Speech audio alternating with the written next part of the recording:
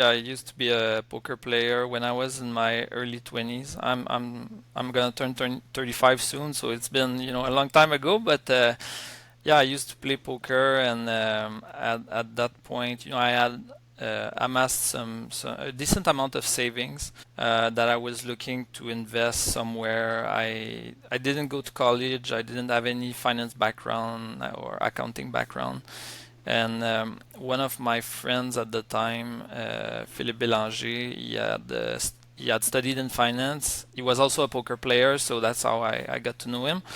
And he started investing in microcap companies in Canada. And on a poker trip, someday he told me about his strategy and basically how you could develop an edge in this market, because the inefficiencies, the professionals don't play in this space, things like that.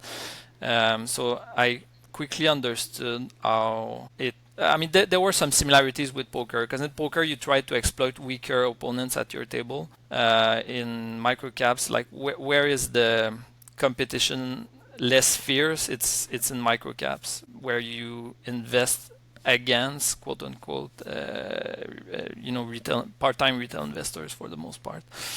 So I started investing in a few microcap companies. I started reading books. I would go to conferences. Like, I was a total newbie, but I would go to conferences and meet management teams one on one.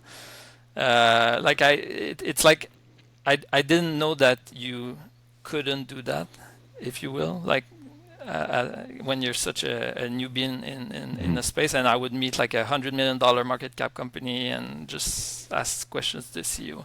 I learned very quickly these first few years just by trial and error, and it took me maybe 2 years to really figure out like my style, my investment philosophy and strategy. And then the first 4 years of investing, I compounded my TFSA at 40% CAGR.